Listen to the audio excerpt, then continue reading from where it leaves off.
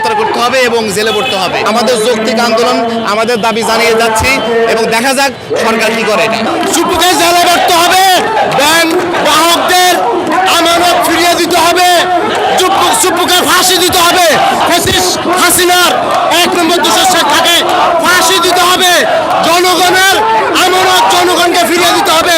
সংবিধান হাসিনা মানে না, সংবিধান তালেকও মানে না, সংবিধান জনগণে মানে। জনগণকে কেউ ভালোবাসে না, জনগণকে কেউ ভালোবাসে না। যে আসে সে ফেসিস হাসিনা হয়ে যায়, সে এই দেশের জালিম হয়ে যায়। এই দেশকে কেউ ভালোবাসে না।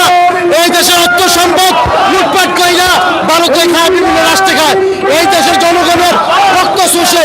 কিন্তু এখন বর্তমান সুপুকে জেলে পড়তে হবে, ফাঁসি দিতে হবে। দেশের অর্থনীতিকে চাঙ্গা করতে হলে এই যে 80,000 কোটি টাকা লুটপাট হয়েছে এগুলাকে হলো রিকভারি করতে হবে এবং পাবলিকের টাকা সেটা বুঝিয়ে দিতে হবে।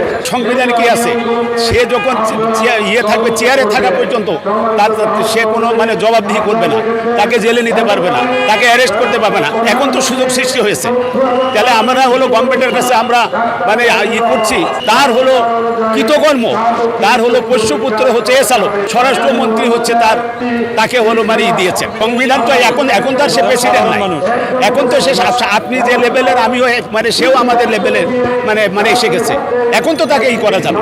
যে ব্যাংক ডাকাত ছিল প্রথম, এটা তো সবাই জানে, ব্যাংক ডাকাতের হোতা উনি, উনি সবকিছু করতেছে 72 সংবিধান অনুযায়ী নিয়ম না, 72 সংবিধান আমরা মানি না তো, অনুযায়ী অনেক কিছুই তো এদেশে ঘটতেছে না। সংবিধানের নিয়মে কি আপনার নির্বাচন ছিল, হয়েছে না নির্বাচন? সংবিধানের নিয়মে কি সংবিধান অনুযায়ী কোনো শাস্তি হয় না, কিন্তু এই সংবিধানকে আমরা মানি না। ওই সময়টাতে এসালমের ইসলামী ব্যাংকের ঋণ পাইয়ে দেওয়ার জন্য উনি সহযোগিতা করেছেন, এজন্য আমরা তার বিরুদ্ধে আন্দোলনে নেমেছি। ইসলামী ব্যাংক সচেতন গ্রামের পক্ষ থেকে আমাদের দাবি থাকবে সুপ্পুকে দ্রুততার সহিত গ্রেপ্তার করে বিচারের আওতায় আনার জন্য। সংবিধান অনুযায়ী গ্রেপ্তার করা সম্ভব হবে, তার রাষ্ট্রপতি পদ পাওয়ার আগের যে অন্যায় করেছে সেই অনুযায়ী তাকে বিচার করার সুযোগ আছে, অবশ্যই আছে। এই কাণ্ডর সম্ভবত অনুচ্ছেদে এটা আছে, কিন্তু সংবিধানে যেটা আছে উনি রাষ্ট্রপতি থাকাকালীন যে অবস্থাটা সেটা হয়তো নাই, কিন্তু তার আগে তো অন্যায় করেছেন, ওটা অন্যায় অবশ্যই কি আছে, তার সাজা ভোগ করতে হবে তাকে সে সেফ এক্সিট করার আগেই তো আমরা আন্দোলনে নামছি। আমাদের আন্দোলন, আমাদের যৌক্তিক আন্দোলন, আমাদের দাবি জানিয়ে যাচ্ছি এবং দেখা যাক সরকার কি করে। এটা ইসলামী ব্যাংকের টাকা চুরি নেয়, চুপ্পুকে গ্রেপ্তারের জন্য আমরা এই দাবি নিয়ে আসছি।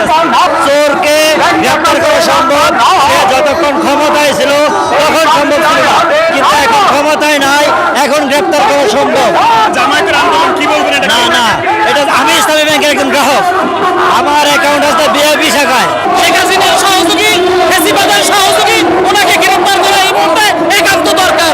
সংবিধান অবশ্যই সম্ভব, যেহেতু একজন মানুষ এই দেশের নাগরিক হিসাবে লুটেরা এবং দুর্নীতিবাজের পক্ষে থাকবে, তার বিচার অবশ্যই সম্ভব।